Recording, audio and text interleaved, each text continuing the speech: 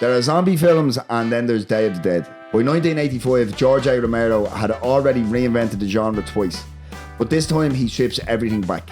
The world is essentially over. The survivors are buried underground, and the real question isn't how to stop the zombies, it's whether humanity is even worth saving. With scientists trying to understand the dead, soldiers barely holding on to control, and one very memorable zombie called Bub caught somewhere in the crosshairs. Day of the Dead might be Romero's most pessimistic and bleakest film. So today we're heading underground to talk about fear, power, intelligence, and what really separates the living from the dead.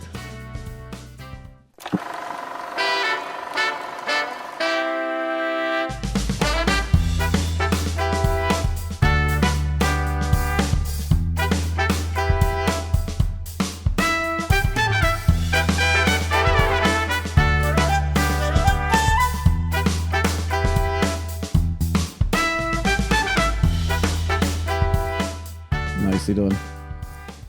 We should stop referencing when you do them in like one take. Yeah. So I'm going to start editing that out. No one will ever know. But not this time. No, we'll give you credit where it's due. So we're here. But that wasn't one take either.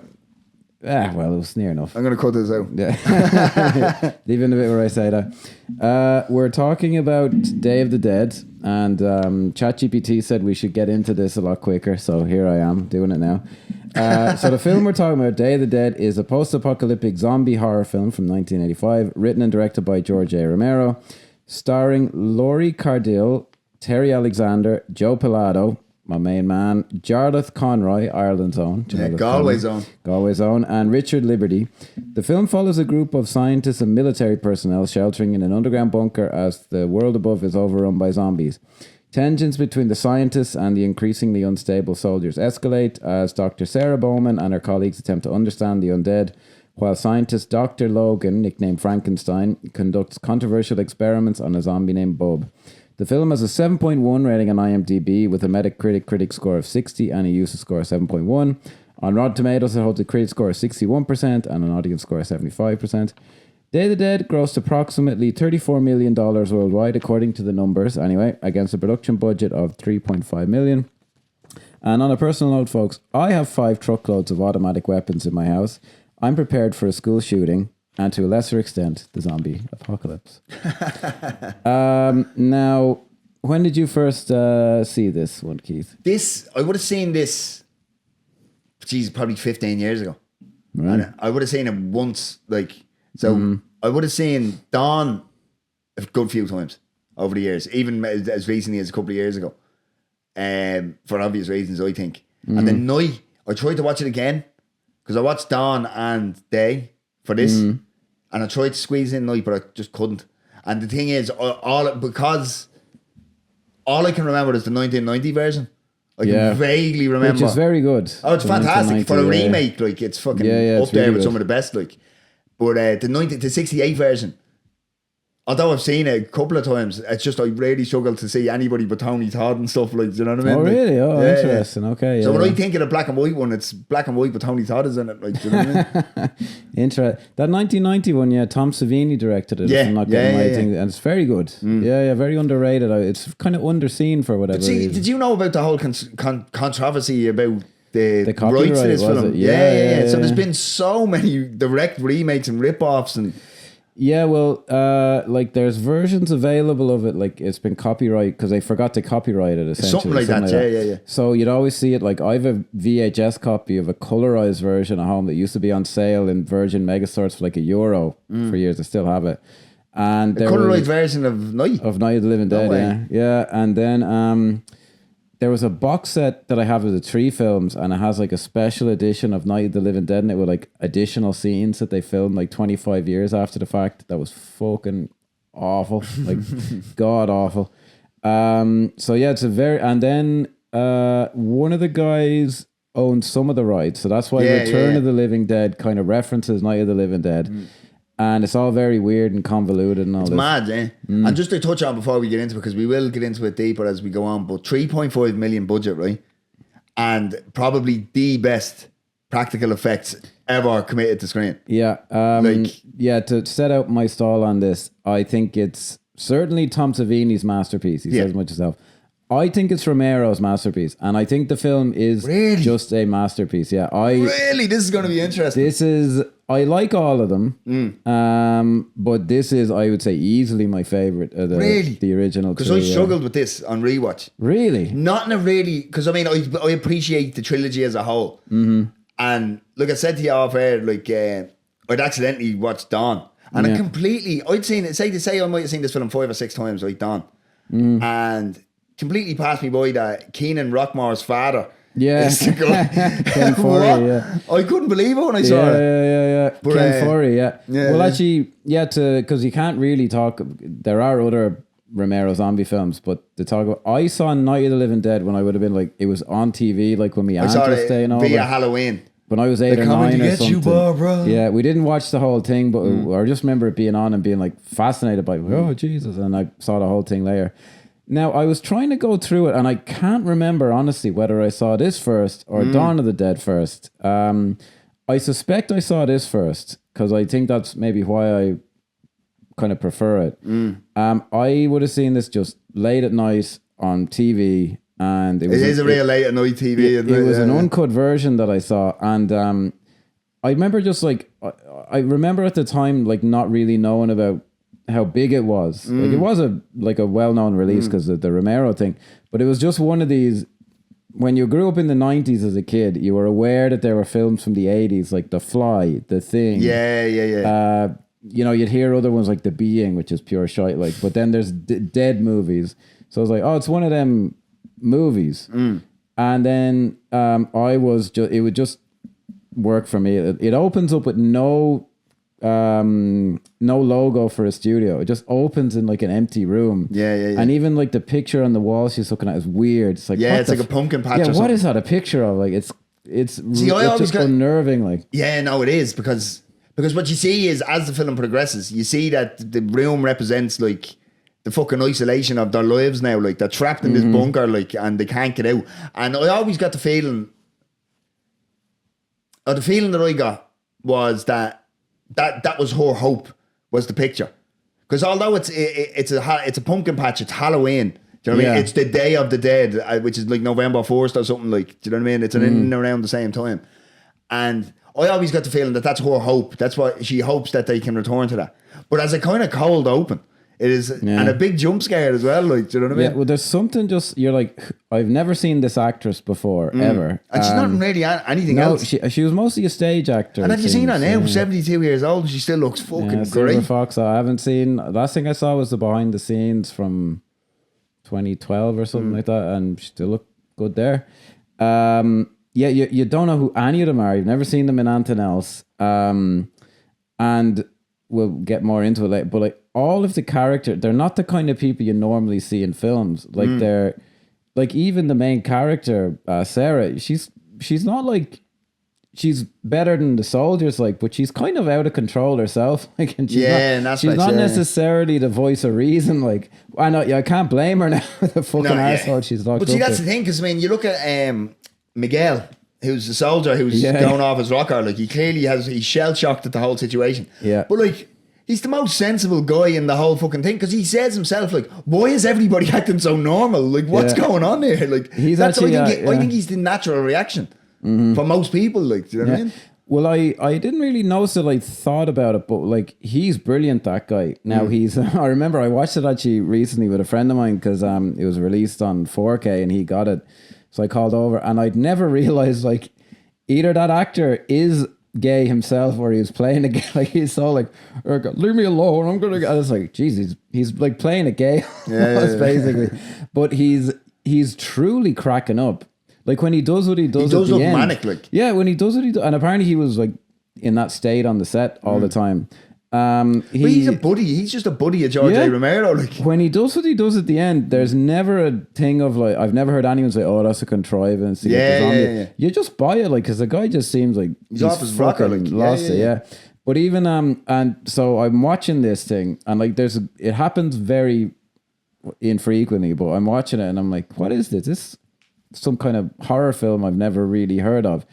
And then basically the opening sequence to me at the time looked like they shut down a fucking city. What is this? Is this like a lost highway? Like, that is very cool. it's that sequence of where like they kind of realize, because you kind of get the feeling that, because similar to you, I would have seen these probably out of order. Do you know what I mean? So, and it's not until you see them what you can kind of understand what Romero's going for. Like, do you know what I mean? Like, this is just the end of everything. Like, do you know what I mean? Yeah, Where at dawn, there's a lot of consumerism stuff and all. Like, your man even mentions like they're just coming back to what they used to do when they were alive, which is going around the mall. Like, do you know what I mean?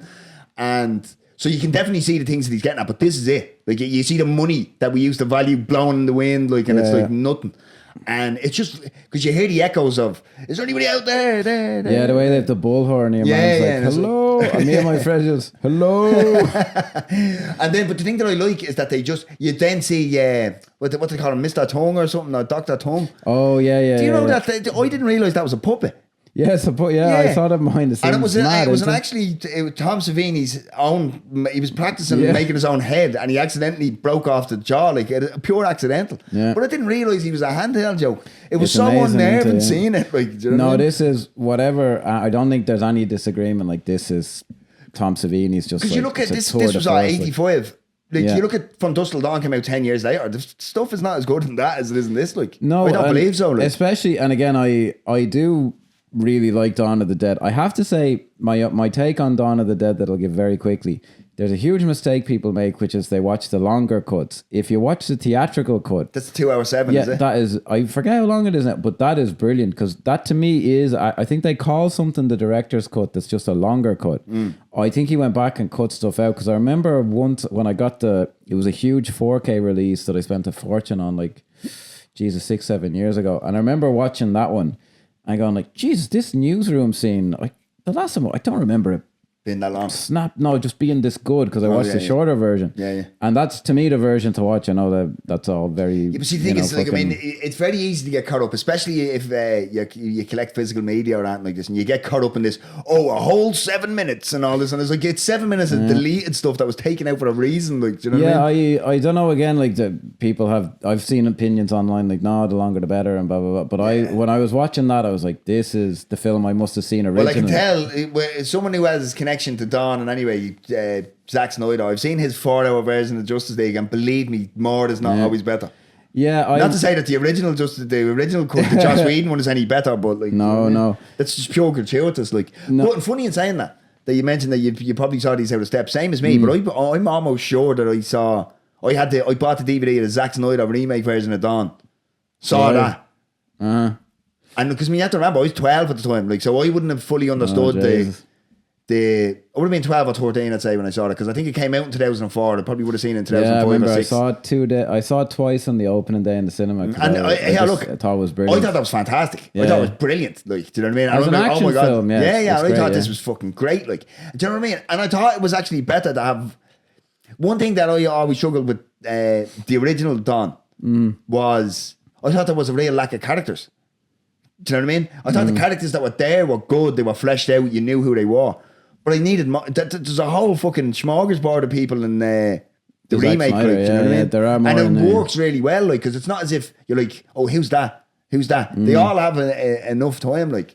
But I think we're going on mad digressions here at the start of this. But well, you have to talk about. But I watched that. Yeah, but I watched that. Then I went back because I didn't understand the importance of George A. Romero to the fucking whole thing. Like, that every zombie thing I'd seen up to that point without knowing it was because of him. Like, do you know what I mean? Yeah, he did. Like, there were zombie films beforehand, but it was all voodoo. They were voodoo, and it was possession and all that type of shit. As we understand it today, like, they're reanimated corpses who, if you shoot them in the head, they die.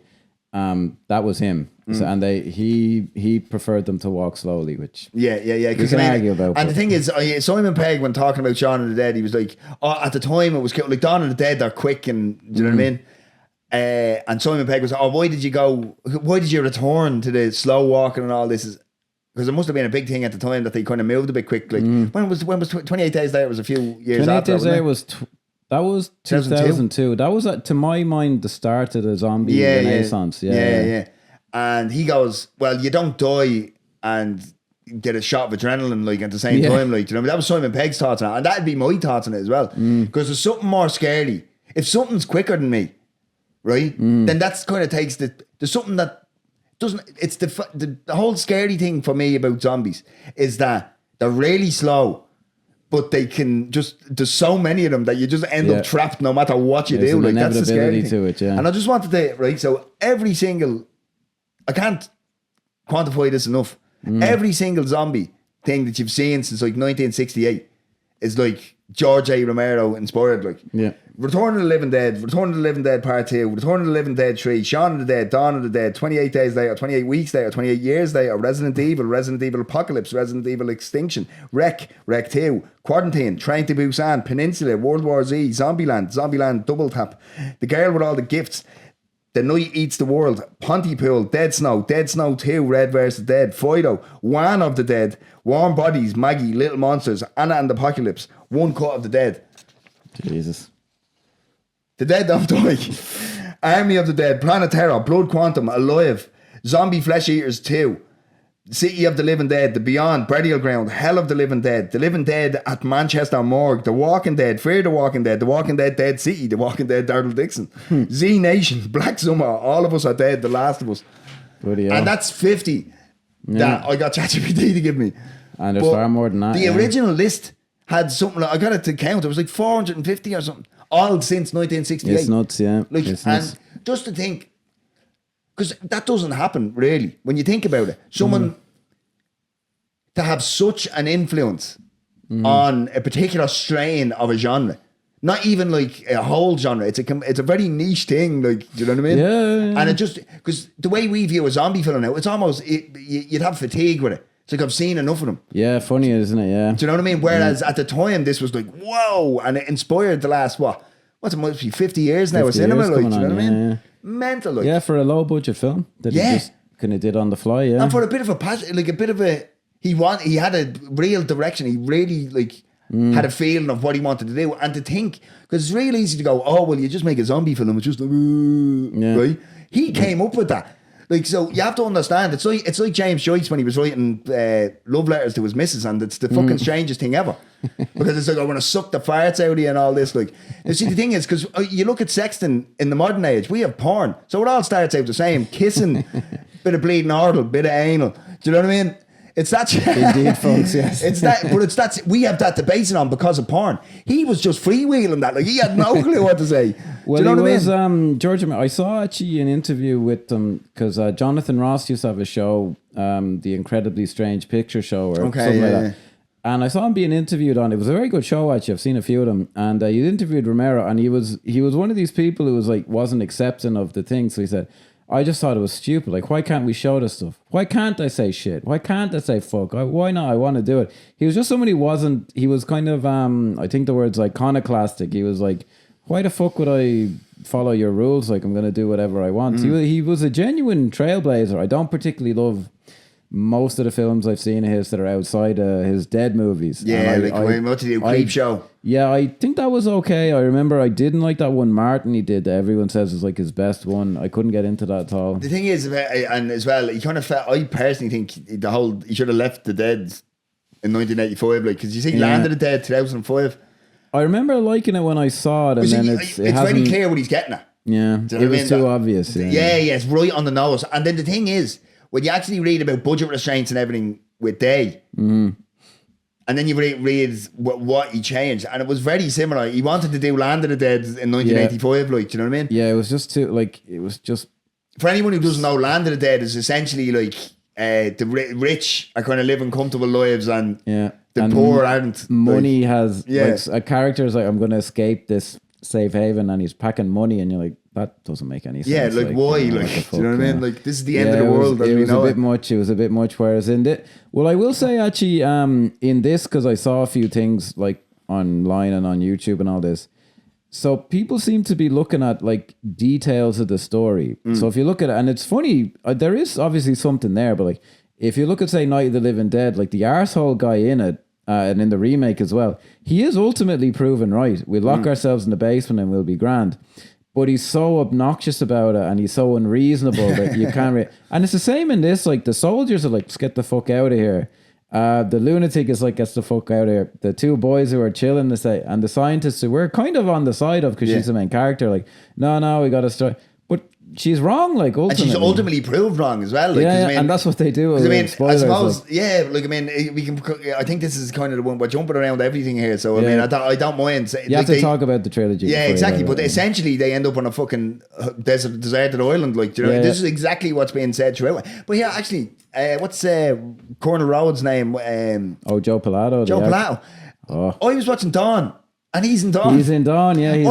He's a cop, yeah. Yeah. And I didn't realise this till after because I watched Dawn first. And I went, and then I went back to the scene and went, hang on, are they actually, I thought, for whatever reason, it just stuck out to me. I was like, are they actually soldiers? Like, what's going on here? Maybe they just snuck into this place. If I remember right, I always just took it, he's just an actor playing. He's a different character. Yeah. We'll get to that, but, but I think people who look at like details of this guy's right and this guy's wrong, Frankenstein and blah blah. This film, I think if you look for the story details, for me that's not where the theme of the film or the strength of the film lies. No. The atmosphere and the visuals of it are where the theme lives, which is like, we're fucked. Look at how we treat each other. Look how bad we can be. The shot for me that sums up the film is we're jumping around, but they're having that big meeting and Frankenstein walks in and it's a huge shot of like the whole room as he walks in. He goes, "You don't have enough ammunition, Captain, to shoot them all in the head," and you're like, "Oh, we're so fucked." Like, look they're just these tiny specks. No, but that's the thing, and I love that. You're dead right, because I do love that scene, and I love Logan's. His spiel. It's like, because no, we don't have enough ammunition. We should have done that at the start, but we didn't, and now we've been overrun. Yeah. And then he just goes, "Is there any food?" Yeah. what fucking Rhodes is going loony. But like, this fella's a But the thing is, because you're dead right, because we're on the side of the scientists, like, do you know what I mean? That's the way we're being pushed. Do you know what I mean?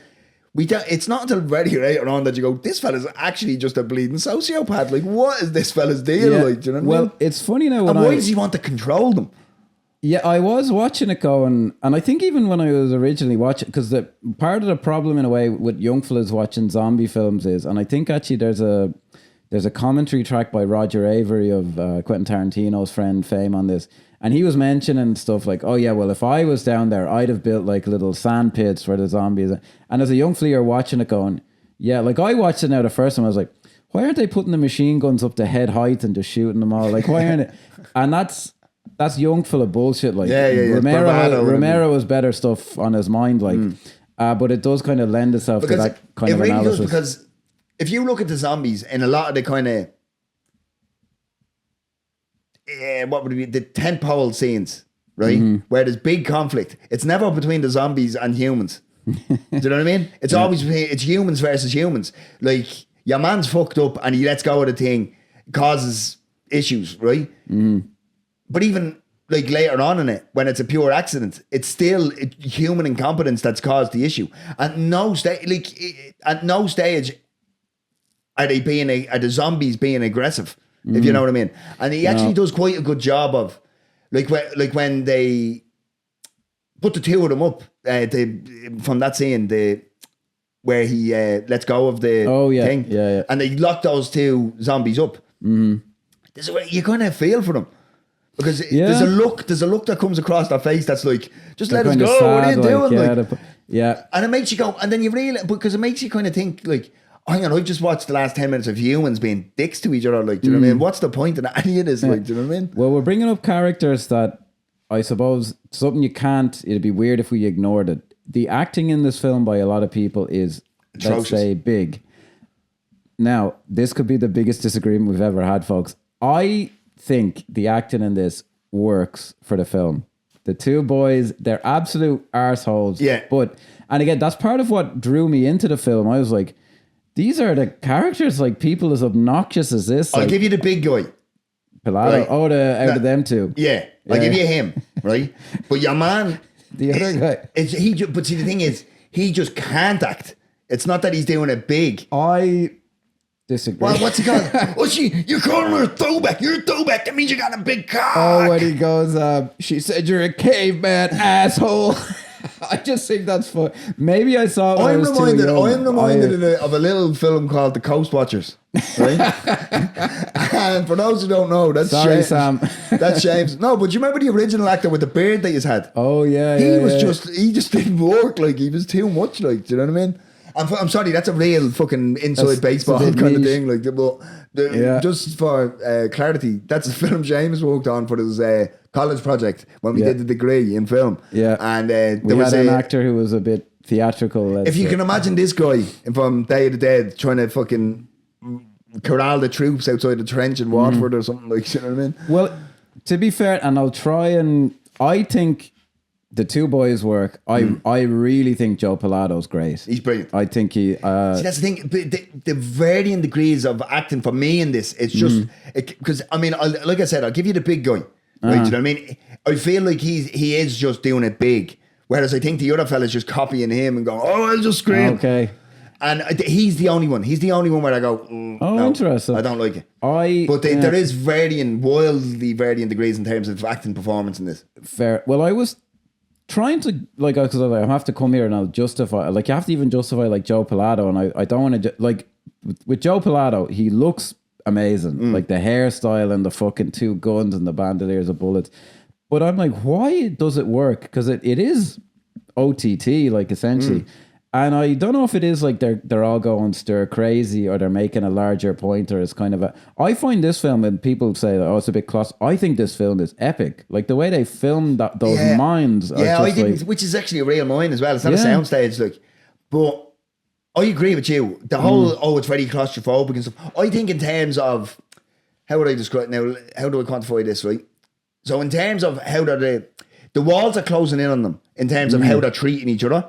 Like every scene between humans is consistently worse. The conflict always gets worse. Yeah. It's usually over smaller and smaller stuff, or it's usually over the same stuff that happened in the previous scene, which in most films you'd be like, hang on, why are they doing the same thing again? But in this it works because it's the path to complete collapse. Oh, well, it's so, you know what I mean? It's such a razor's edge. I'm reminded of The Dark Knight when the Joker is talking about how fragile social fabric is, and the reason why it works here in most films it doesn't. Where if there's a second scene where you're discussing the same thing, the same shit, you're like, hang on, that's just what's going on here. Yeah. But in this, it's just the pathway to the complete collapse, because outside, we know the outside world is gone, but now it's the last bastion of humanity falling apart, and that's why that works. And it's so cleverly done, like, do you know what I mean? Because what Romero, because it's obviously a lot. Dawn there's a lot more. I wouldn't say action, but it's a moving at a lot quicker pace. Yeah, it's more of a romp kind of thing. Even Romero said that. Exactly, yeah. Because I mean, and it's just really cool and interesting how they're switching from shop to shop and everything. Like, do you know what I mean? Yeah, it's funny actually when Romero does stuff. I think that's where some of the obsession went. You know, because in that they've the buses that they've to close off and all this.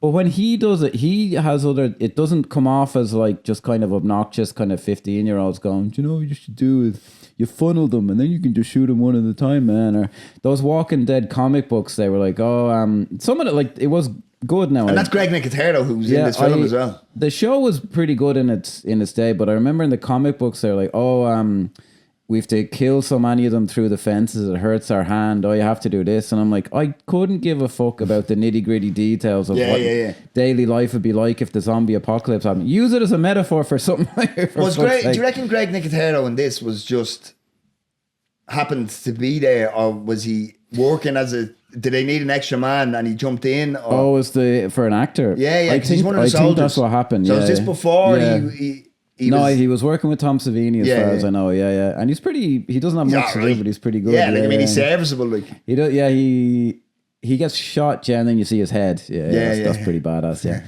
No, but let's isolate Joe Pilato for a moment, and he's very good. Even the way he's he's I don't know why I hate to say it, but I'm like, it just works for me. Yeah, no, I agree with you in terms of him, because he really sells the social fabric is decaying rapidly. It's decaying faster than any of the zombies. He has no regard for anyone else. And that's the thing, because you have to understand, because he's assuming control. Because one thing I forgot, I watched it twice, so one thing I didn't consider on first viewing in this run was he's assuming control of a dire, completely falling apart situation. That's why he's such a dick. Do you know what I mean? Like maybe he wasn't such a bad guy when Cooper was in charge, but he's now got the power and he's realised, oh shit, this is it. Yeah. This is it. It's over. Well, what's it a bit? He just has some great lines. It's actually in a later scene, but where your man goes, "We don't have to be subjected to your tyranny. Who's subjecting who to what fish?" And the way he delivers, the way he goes to Laurie Cardille, like, why not talking about her boyfriend, locking up, yeah, give the rest of us a shot at some loving. Oh, Jesus What a Christ. prick. What a fucking But that's, do Jesus. you know what? Now maybe this is my 2026 Me Too fucking. How scary. Now she obviously doesn't play it scared whatsoever, but how, like the whole ending of 28 fucking days later is about this very subject, about getting locked away and them just going, I promise to guys I'm loving. Christopher Eccleston like just popping out of nowhere. Oof, Jesus, But that's it, like how scary must that, like I choose the bear every time other than that fucking you know, I don't want to make light of it. I'm being dead serious. Like, well, because it's even mentioned. Because your man, the Dr. Fisher goes, you better watch yourself physically. Yeah.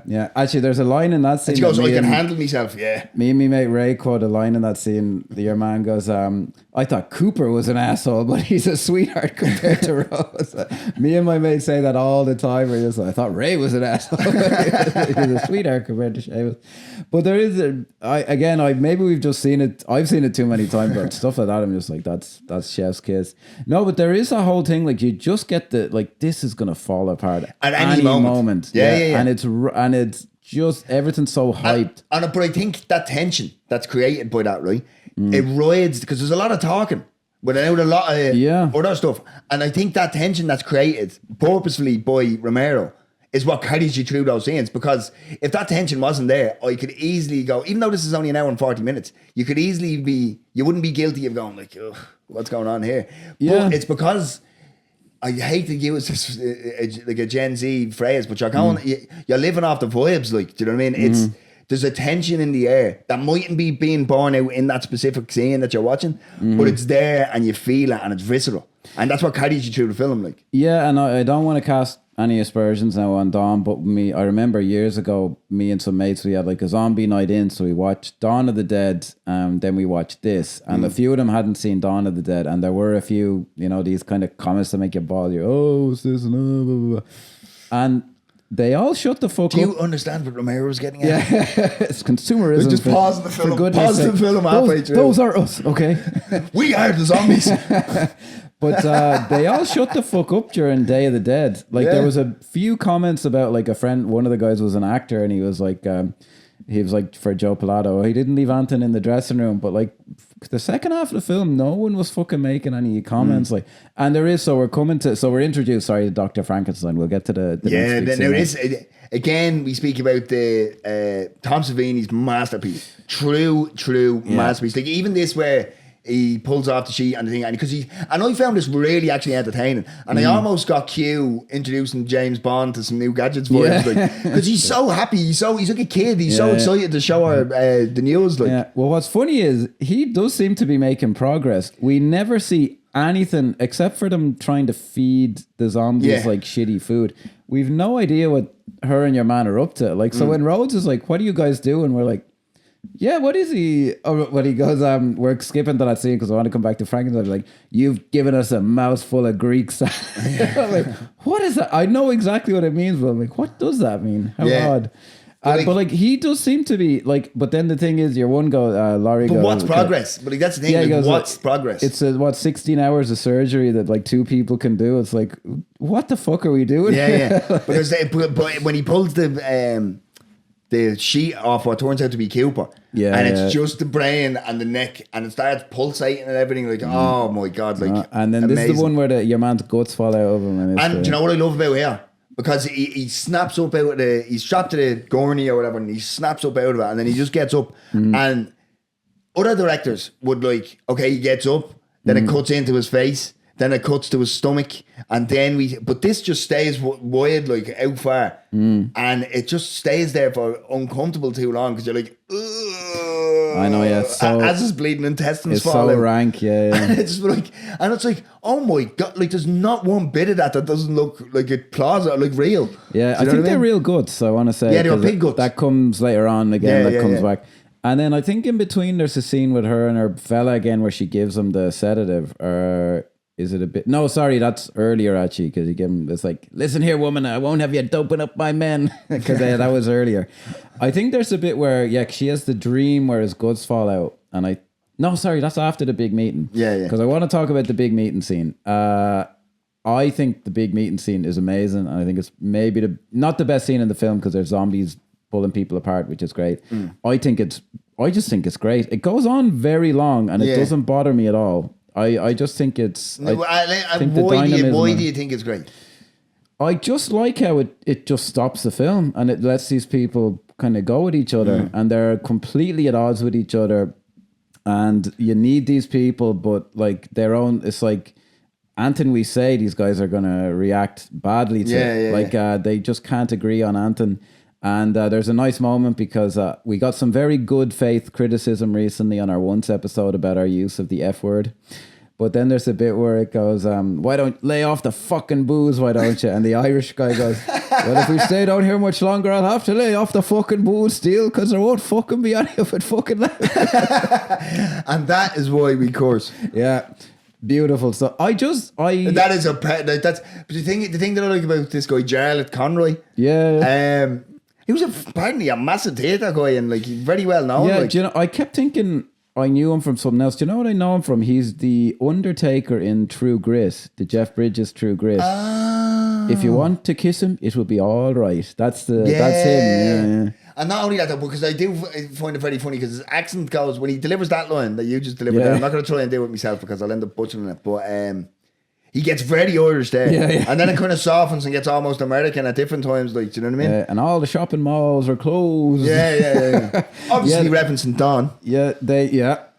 But they need each other, but they can't. Like these army. That's what when I went to see Land of the Dead, I remember thinking, okay, whether this is going to be good, bad, or indifferent, he's playing a different game because it starts off with the zombies, and then the people who are left going around killing the zombies show up, and you're like, I would rather be dead than hang out with cunts like that at the end of the war. These beer swilling like fucking idiots. The thing is though, what happens here is because not that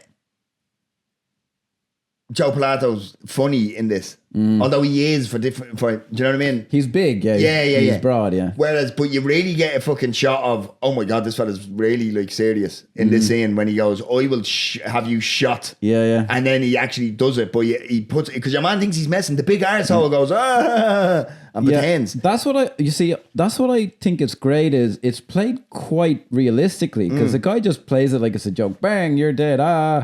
And that's what he would probably do. Because you wouldn't think he's serious. And then Pilato's like, no, I'm not. But Pilato's being a pussy because your man says later he wouldn't do it. He'll get your man to do it because he wants to know everyone who's boss. And Laurie is what I keep calling her Laurie. That's the actress's name. Sarah. It's like Sarah's the character's name. Yeah. You do just go like, just sit your fucking ass down. But she does in the end. But like typical woman, she'll wait until the fucking last possible moment. As your man's mid swing, and then it's like, oh, why can't we just get along? Like, sure, you went like that 10 minutes before, bitch. This man does not speak for me.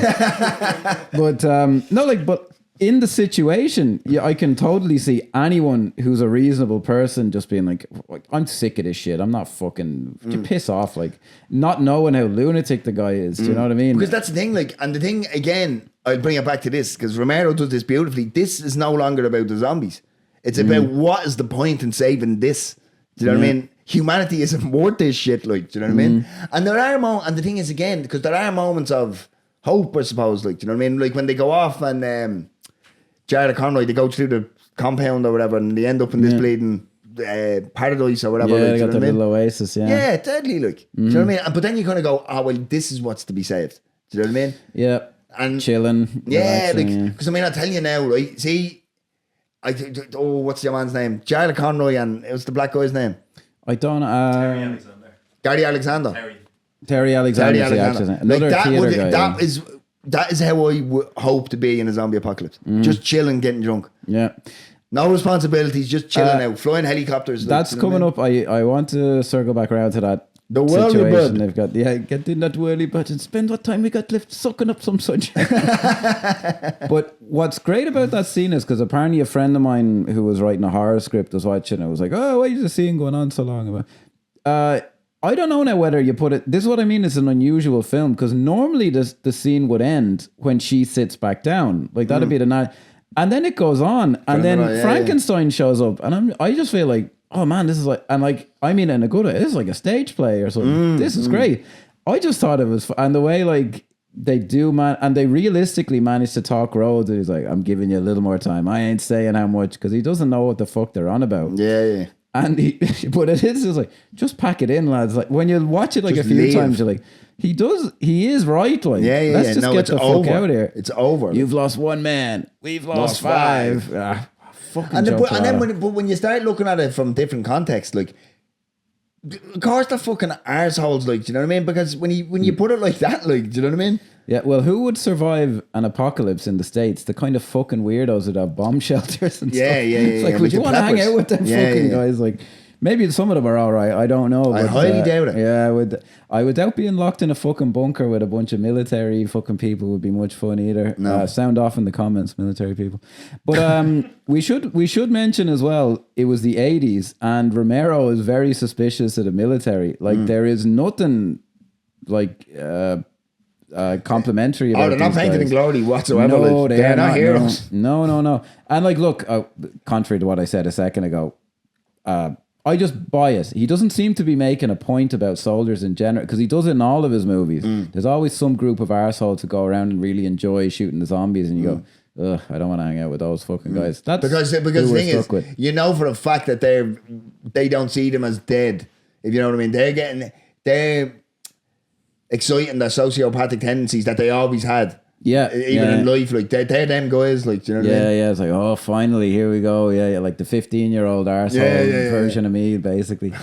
Now, I did want to mention the little oasis that the two boys have. I do love how she gets dragged along there because she's just walking through the corridor and the fucking army guys burst out and they're just having this huge fist fight with no explanation. I love shit like that. No, but see, because I mean...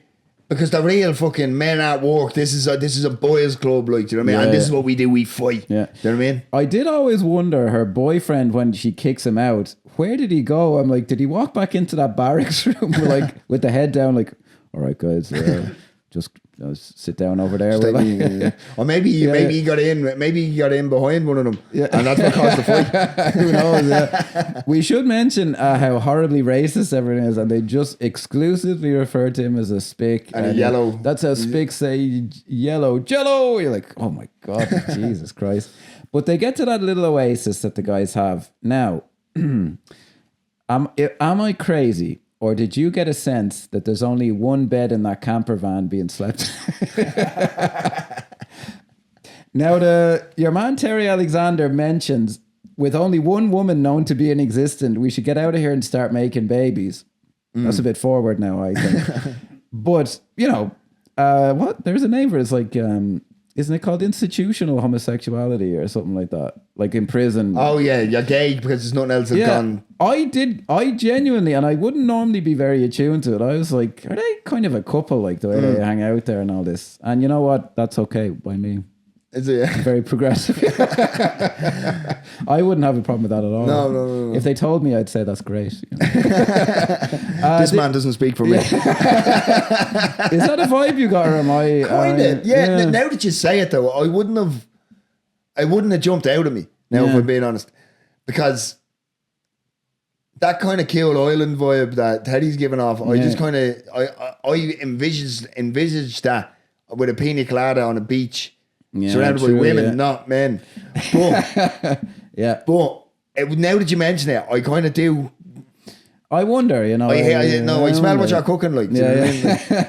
And I think it's in this scene as well that the film has quite a good scene, but it does not compare to the comparable scene in Dawn of the Dead where they say when there's no more room in hell, the dead will walk the earth. Because he does this, he's kind of talking about, we're down here trying to figure his shit out, and you know.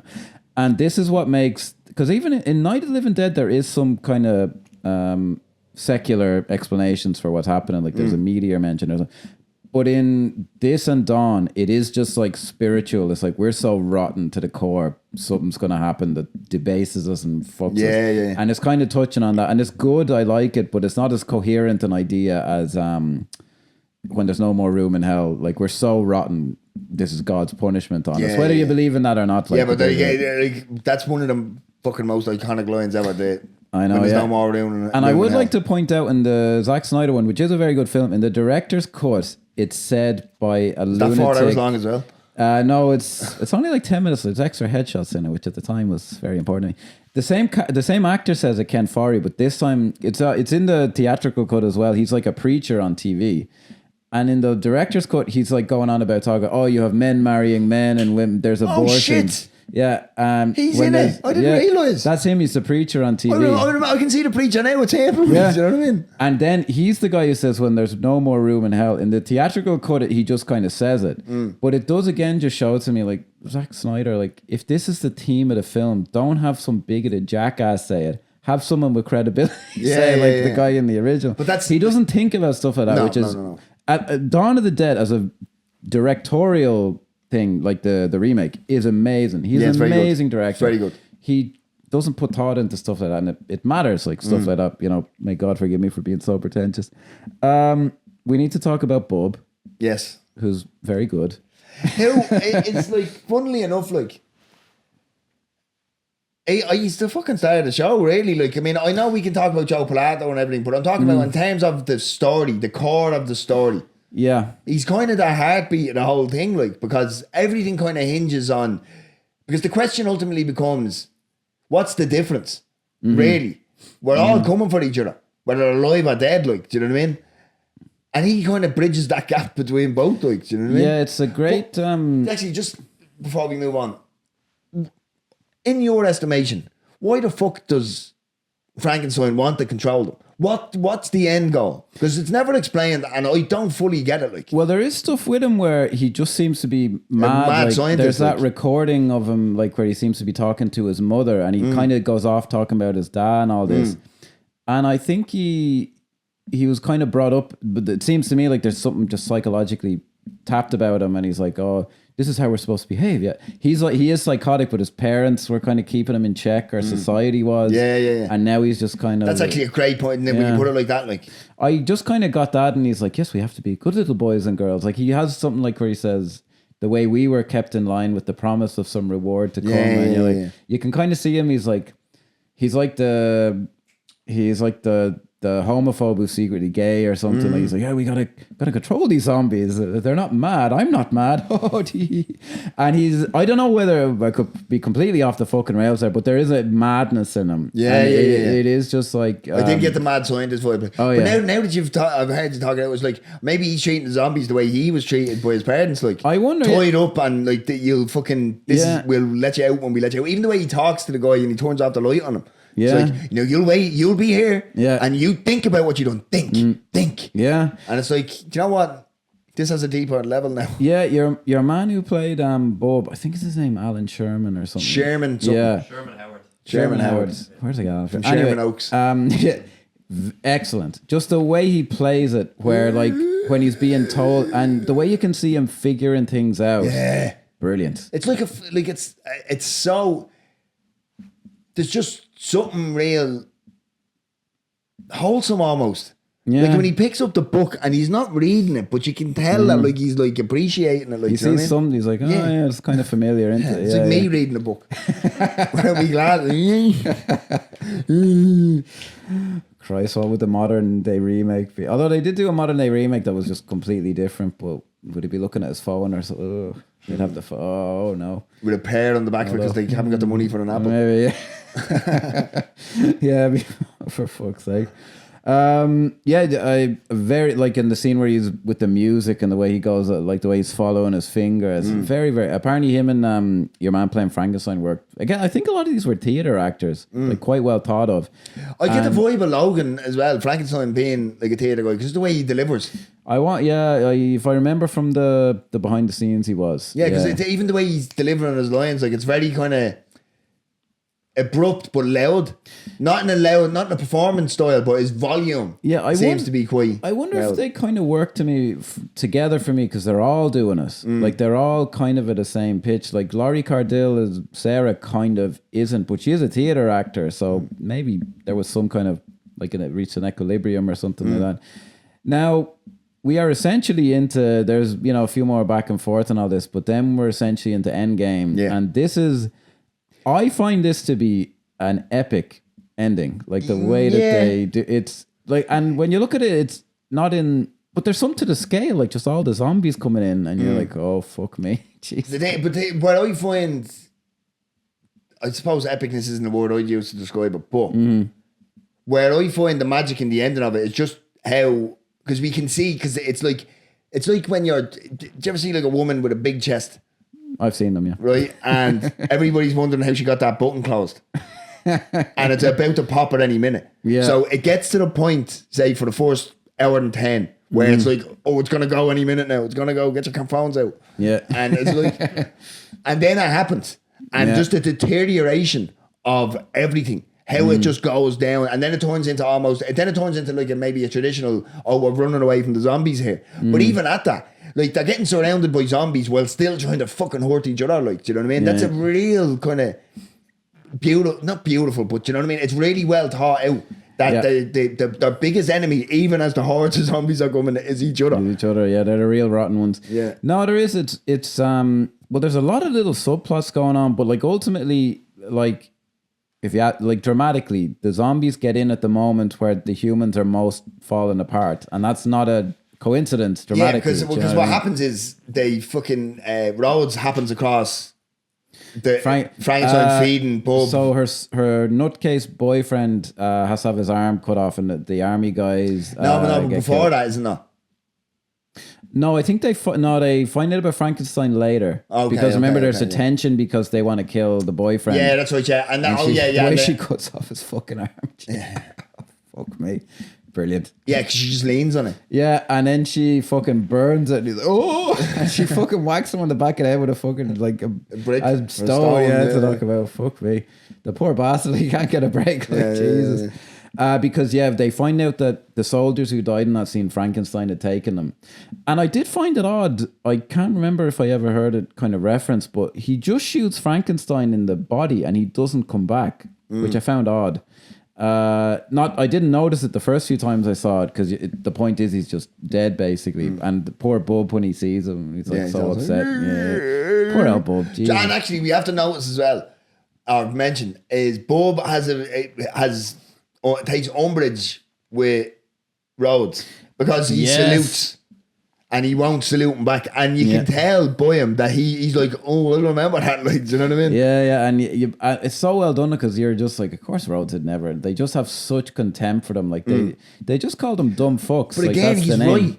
Yeah, like the thing is dead. Like it's a reanimated corpse. Like who cares if we can learn tricks? And that's pointed out as well. Like these are parlor tricks. Oh, isn't that? It's after that scene where it's just a hard cut to him slamming the. What the fuck is wrong with you people? They're dead. And you're like, yeah, he's not wrong. Like, but like, you know he's hard to like, boys. Yeah, but the thing is, because I think what keeps you on the scientist side is that because Sarah is. Oh, we have to try and find a cure here. Like, you know, surely this is what we're doing. Like, they're reasonable and they're trying to do something at least. Yeah, yeah. Because I don't think without her trying to go down the cure aspect of it, I don't think we stay on the. We become homeless in regards who we're up for. Do you know what I mean? Yeah, true. Because you're not going to back the army guys, and you're not going to back, and now you can't back the scientists without her going. Oh well, obviously. Yeah, I think. And again, I noticed online some people seem to get lost in the weeds, to my mind anyway, I think if you're looking for meaning in the plot ins and outs and like, oh, this guy's actually, I think you're kind of barking up the wrong tree. I think it's there in the character interactions and the visuals of how it all goes down. Like, and they're just the sheer like fucking hopelessness of it all. Because the way it all works out. So your man, very believably, her fella, has completely lost the plot. Had his arm cut off, gone completely nuts. I just buy it. Like I remember when I was younger, also being smack him a bleeding. Maybe he's concussed. Like who knows what's going on in that moment? Bastard, he might have taken it all back. I remember really hating him when I was younger, and now when I watch it, I'm like, well, you can't be angry at him. He's not in his right mind. No. Like, do you know what I mean? But again, Like, he definitely deteriorates as the film goes yeah. on. But at the start, like, he's everybody they'd be in that situation. Yeah, like, do you know it's what I mean? like, what are we doing here? Like, Yeah, it's like, just- why is all acting normal? yeah, This is not I'm in normal. the middle of a city street and like fucking an army of dead people are coming at me. Like, what the fuck? So what do you think of the kind of religious undertones throughout? Do they? I saw a guy commenting on it, and I'm not sure how much stock I put in it. Yeah, no, because that's where I wouldn't either. But apparently, it's like they end up with 12 of them, which is Yeah. the Last Supper and all this. And then he's when he's in the helicopter, Miguel is clinging the rosary beads or the Yeah. cross or whatever. Well, one could say the pilot is a Jamaican accented guy. The drunken Irishman. There's a few stereotypes. And there's a Mexican The Hispanic Godfrey. guy Yeah. Do you know what? No, but it does. Maybe the way Romero's a bit of a racist. you know, he makes it work though. Like when he's on the platform and he's like putting it. He's like, and you just yeah. Well, like culturally they are quite Catholic. You know, sorry to say, and it just I'm like, geez, that actually just kind of makes sense and it works. Like it's just what that character. Yeah, no, would I get do, you. like, Yeah. Because I wasn't sure because it was after the fact. It's like because you know yourself. Sometimes you watch something and you might pick up on something, but then someone says, "Oh, did you notice this?" And then you still don't kind of connect with it.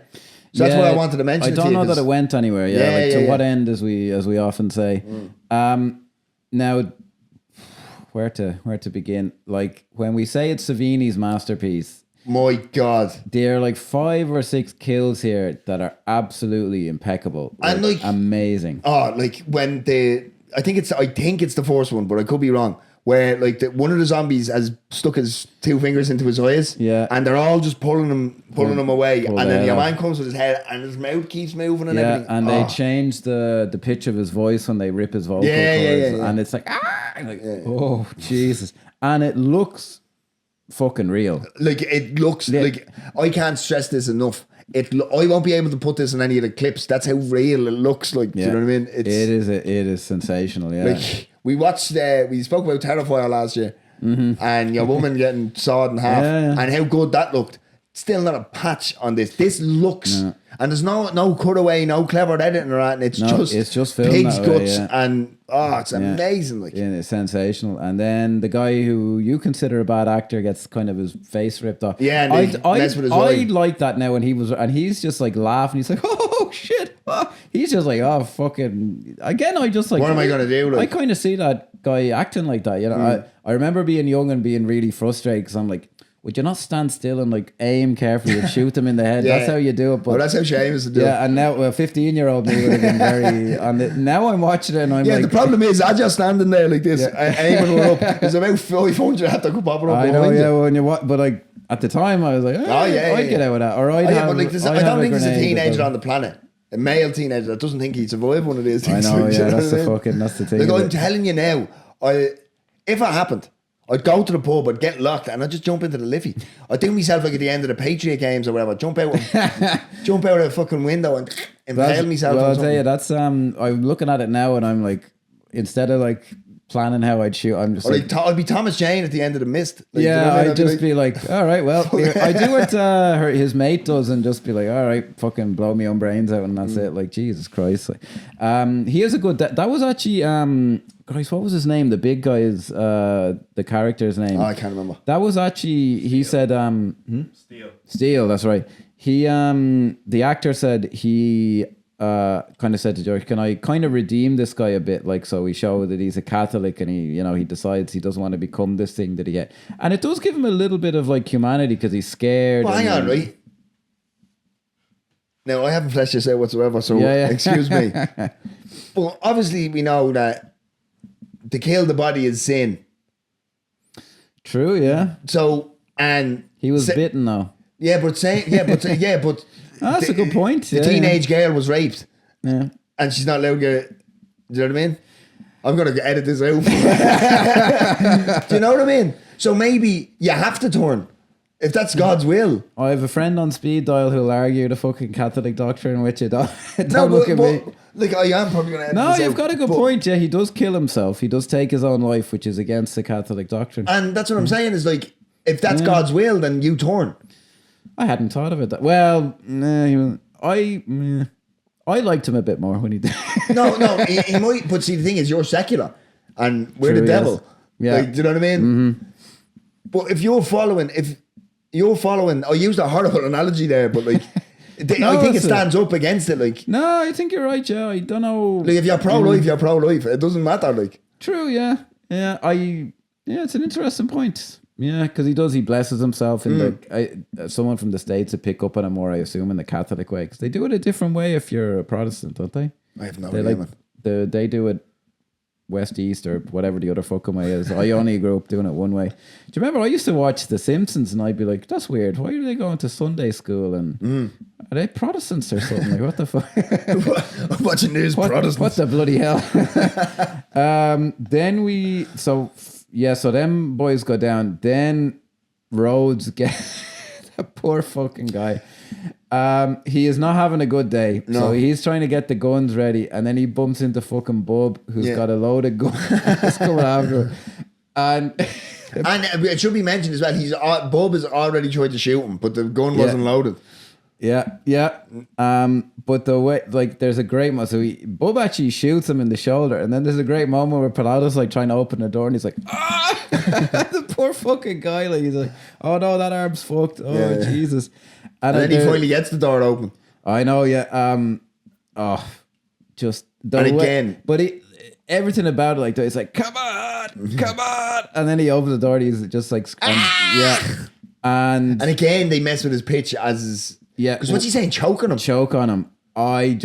I'm like, that is fucking amazing. Like, they're dragging away his legs. He's like, choke on him. Oh fuck! Like that, but to be fair, like, I mean, I don't like people like him, but you have to go. That's all right. That's a good line. He went down well with that one. Yeah. There's if you watch the behind the scenes, so this is kind of a famous kind of bit of trivia, but I'll throw it in anyway. The guts that they had for that scene were rotten for like weeks. Someone unplugged the fridge that they were in. And if you watch the behind the scenes, you can see it's like they're taking the film and it's Joe Pilato going, and then they go cut, and you can just see him, and like, you can't, anyone not watching it won't get it, but he's just like, and you can see he is just like, oh sweet Jesus Christ, get me the fuck out of here. And you can see the zombies like fanning around his nose so he doesn't have to smell it, and but they have to smell it. It must have been so fucking rank, but my God, I will never forget it until the day I fucking died. It's amazing. Like, it is so good. Like, not only is the choke on but it's just like, because it doesn't, even as the dragon, because it cuts away, and you get kind of, I suppose, Rhodes POV, because he's looking back down the hall as his legs have been dragged away, and it looks legit. Like, even the bits that are hanging out at the top of his waist, like, it's it's so good. Why can't they do it? I think actually they just had enough time, and But the thing is, like, you look at films now, like, or even Dawn, the remake in 2004, but later than that, like, there's zombie films from the 2020s, like. And they're not as good as this in 1985. Like. I think some of it might have been, so apparently the working method was that Savini would come up with them, and he would obviously be like, well, I am the one who'll actually be executing this, as opposed to Romero saying, I want to do it like this, and Savini having to figure it out. So I think in a way, like, him being given the freedom was like, well, I know how to do this properly. We'll film it in the most flattering kind of a way. Because I've just never seen Anton quite. There's some other great stuff like from the 80s. Like, obviously The Thing is amazing, but it's a different kind of a thing. This is just a masterpiece of gore. No, but the thing about The Thing as well is, it's good that you bring it up, because obviously that is like a tour de force of practical effects in filmmaking. But it's also not realistic per se. Yeah. Although it's meant to be, it just isn't. This has, oh my God, that literally tear them apart. Like, these are just real people. Happening to them. Like, because it doesn't look like, I mean, when you see some of the body contortion on the thing, you can see that it's a fucking plaster cast or somebody. Like, it's not the person. At no stage do you go, oh, that person is not there. That's that person being torn apart. Yeah. And to be able to do that in a film where you know what's about to happen, but you still kind of believe it, like, that is such an achievement. It's like, it's like. If it doesn't exist, that should be. Or if it didn't exist at the time, like, does Tom Savini have an Oscar for this? Like, or I don't think so. I don't think he's. I don't ever even know gotten- special because I mean special effects then probably weren't given the credence that they are today. I Like. wouldn't think so. No, he probably got a Fangoria award or Yeah, something yeah, like but this, like he deserves all the praise. Like. Yeah, he should get one of them honorary Oscars. Yeah. Fuck me, like just Like that the is just- work in this, absolutely sensational. We've almost forgotten, although it is actually quite good in the film, but it's not worth talking about. The kind of good guys are trapped in the caves because the arsehole soldiers stuck them in there. And they've been kind of blasting their way through. It's quite well done. He actually had a good eye for action when he had to, Romero. I thought that was all very good. I thought what was interesting, I found a huge amount of tension. So they climb up the yoke and they're getting to the helicopter. There's this huge amount of tension where they see the zombies in the background and they're running, and I was getting like antsy watching. Are they gonna make it? Like, and then it turns out, and then there's the jump scare of like the hands in the thing, and it turns out it's already happened. They've escaped, which I thought was an interesting choice that worked. That worked for me. Yeah, did it? Because I found myself watching it and going, so how did they defeat the zombie? That was it. So how did that work for you? So that didn't happen. That didn't happen at all. Yeah, Okay. I think they just got to the helicopter and escaped. Now I think the ending is slightly too happy. I know you could look at it in context and be like, oh, this has happened to the last three people. But the way it's filmed just makes it look like, it's kind of a happy ending. I thought the cut was effective. And I think the ending is fine. But like, for me, the real ending is like, what happens in the bunker and like to poor Rhodes and all this. Yeah. Whereas this is just like, you need to wrap it up. It's kind of like, do you remember the ending of Shawshank? Yeah, it's kind of even looks similar. The white beach and everything, doesn't like, it? you know what I mean? It really does. Like, and again, so you believe that happened? Oh, that they escaped? Yeah. Oh yeah. Oh, it never occurred to me. Go on. Because if you look at the Shawshank Redemption and all, like if you listen, because I remember I just assumed that he meets Andy Dufresne down on the beach, but then when you actually listen to the speech that he's saying, you have no idea whether Andy Dufresne got there or if any of this is happening. Like, do you know what I mean? And I'm not entirely. I think she got killed. Like, I choose to believe. Really? Because when I watched this, I automatically went, bollocks. And I thought it was very interesting that the last thing that flashed before our eyes was, we were so close to this. Oh, I never looked at it that. I'll have to rewatch it now. Honestly, hearing it now, I'm not convinced necessarily, but I'll be looking at it now again because something about it is slightly incongruous, like how happy it is. Fucking, it turns out it's like island music playing then. And like, apparently I actually quite like the music, and I think some of the reason I like it is it's kind of weird and it's like it has this kind of calypso beat to it. Which, apparently that's kind of where it was set originally. Was in more of a kind of Caribbean kind of a location, and it's just like there's something off about it, which for me is what kind of works because you're like, what am I watching here? There's this huge city scene with thousands. It seemed to me like thousands of zombies. And it just looks like they had exactly as much money as they needed to make this. The special effects are impeccable. But I mean, if you can have thousands of zombies when they're willing to accept a paper signed by the director and $1, like, you know what I mean? Like, brilliant. I just find this epic. Like when they say, like, oh, what if we didn't get to see his thing? I'm like, this is enough I really find it big and epic and really well put together. And I do. See, the thing is, right, I'm a big Don guy, right? I really fucking enjoy that film. And you know me little bleeding lefty fucking, consumerism and capitalism is what's killing us. Take that, consumerism. Yeah. So so that really got me, even as a young fellow watching it. This, I think, because I listened to Tarantino and actually heard a quote on him. It's like, if you look at the Dollars trilogy, the Western, right? Each one, according to him, gets better than the last one. Yeah. So he says, this was almost the case with the original Dead trilogy. It's like, you have Night, fantastic. Dawn, better.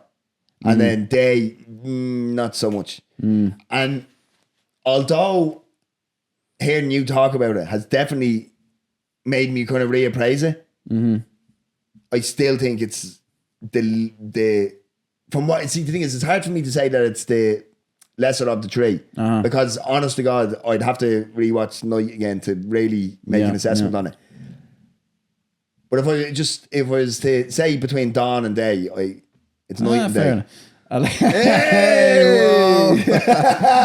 And that's why you subscribe to the cinema sessions for that shit. That's a very common thing, and like I do get why people. But I do really appreciate like it, and I do appreciate it a little bit more based on what you're saying, because I've nice seen area. you've made me kind of see it in a different way as well. Like Yeah, certain I things. no, it's there's something about it. Maybe I'm just more nihilistic or something, but it's just something about it kind of appeals to me. It might just be the visuals of it, and because I remember.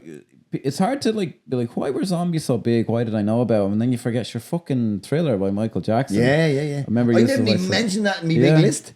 Yeah, Do you know what I mean? Which has amazing like zombie effects in it and stuff. Remember watching that when I was a young fella. Like it's actually genuinely scary if you're like and 10 Vincent or Price as younger. well. Right? There's something about an old English voice. Yeah. Like that just will freak the fuck out of me. It's like when I watch German Expressionism. Still to this day, like, do you know what I mean?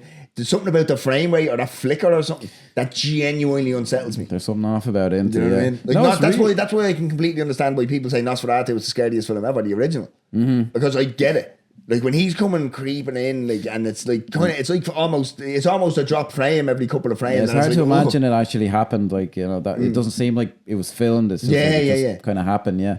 No, Thriller was a big thing, and this came out post that, and I do kind of think like they said, oh, we have to fucking up our game here. Like, music videos are doing this. Yeah. And they have there's a 4K version of Thriller on YouTube now, like genuinely remastered, which is kind of a holy grail. It still looks still great. Like fucking. We could argue about other things related to that. Let's not do it. Joe Pilato getting his legs pulled off. That's my non-submersible unit. And when he says choke on him, I'm like... That's fantastic. Nice. I will give you that. See, mine is kind of similar, but I just have to say Tom Savini. I know he's not featured in the film, but when I say Tom Savini, I mean everything from the practical effects to even just the look of the zombies and everything. Because it's very easy... when you've seen kind of more modern zombie films where they're all fucking decrepit and they're made to look scary. And then you look at like a Romero Dead trilogy and they're just blue. Do you know what I mean? It looks like they just held their breath too long. Like, but they got away with it more at night because it's black and white. But I don't, it doesn't put me off. Like, do you know what I mean? Do you know what I mean? And we're all the same colour when we die. Do you know what I mean? I think so too. If somebody said that to me, I'd go, yeah. That's what's called a callback. Yeah, nicely done. But it definitely it has to be. But again, do you know what? As a conclusion to a trilogy, because I know he continues on with Land and stuff, but I had to give. Although Tom Savini is my non-submersible. That's what sticks out to me. That's what I'll remember is the practicality of the effects and how good they were. But I have to say, as a storyteller, like Romero, the closing to this trilogy, although the film itself, in my opinion, may not light up the way previous installments have, I think in terms of storytelling, because I mean to be making a trilogy essentially and to be changing the fucking actors every time and all this shit's not easy. Like, do you know what I mean?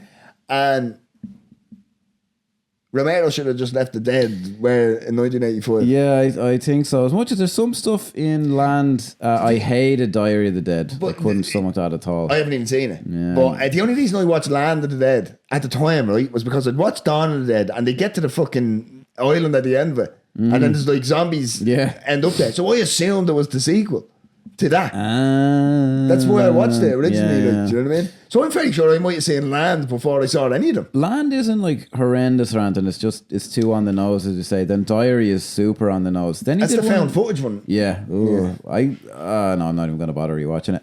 He did another one then called Survival of the Dead, which, if I remember, it was like... That was his last one, that was like okay. It wasn't... He actually on the Blu-ray that I watched, this and the behind the scenes, he goes, "Oh, Day is my favorite of the original trilogy," and he says, "And Survival of the Dead is my second favorite of the ones I've made."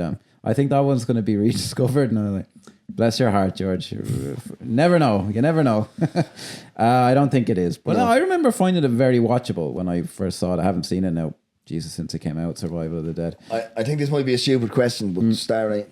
I looked it up today. I gave it 10 out of 10 on IMDb, and I'm gonna go 5 out of 5. Now it's just for me, it's kind of perfect. It's a little gem, but it's perfect. I go 4. Good 4. Fair enough. And it was probably about a 3.5, but then I had your words for it. 4 Joe Pilato's getting his I was going to go 2 and just see your reaction. Yeah, well, fair enough. We should have more conflict on this show. We're too agreeable, you know. Possibly. Yeah. No, but I'm glad you. Because it wasn't a given for me that you would even like it. So I'm but see, because I could have came in and been very dour on certain things. Mm-hmm. But because it's very easy. This is like why therapy works. Do you know what I mean? Because you can have these things and what you want to talk about in your head, and something can really like a mistake or anything in a film can really stick in your head. And you're like, I'm going to talk about this because this ruins the whole thing, and then you actually start talking about it, and you go, do you know what? It's not actually that bad. It's all right. You know what? Actually, these things are better now that I say it out loud. Fair enough. There you go. And genuinely, that's a kind of because I did find myself. See, maybe. Because I don't know if I mentioned it, but I assumed that we were doing Dawn. Mm-hmm. So I watched Dawn. So maybe I'd have a different appraisal of it again if because it's been years since I've seen Dawn. Mm-hmm. So if I'd have watched this, maybe I would have seen it through a different prism, maybe. But I'd seen it through because I was really a big Dawn guy. And then I saw this again and I went, oh. Right, fair enough. Do you know what I mean? Do you get me? Yeah, I was actually going to rewatch Dawn for this because I didn't watch it since I got They're all on free on YouTube. Yeah, they are. Yeah, that's right. Yeah. But what I will do is I am going to rewatch the entire trilogy again. I might do that as well. Yeah. It's. I might wait till I get them physically though. Yeah, there's talk of this one day getting a good 4K release. There's 4K releases, but there's apparently problems with the one from the States. The one from Germany didn't have like the original soundtrack. There were bits missing actually when I was watching it with my mate. Now we don't know whether it was a 5.1 thing and they just wasn't coming through on his TV, but we were like, oh, what the fuck? That was a bit weird. So there's problems so far, but a good label in the UK called Second Sight, they think have it, so they might bring it out. Night of the Living Dead has a Criterion release. Okay, and Dawn of the Dead, I spent mad money on it. It goes for much more money now on this big box set with like all the different cuts on it. But they're all available. They're all out there. Yeah. So yes, really, he was onto something with that. Yeah. No, like it's all like you can't help like when someone has that level of contribution to culture, which we've alluded to. It's like because it can't be understated.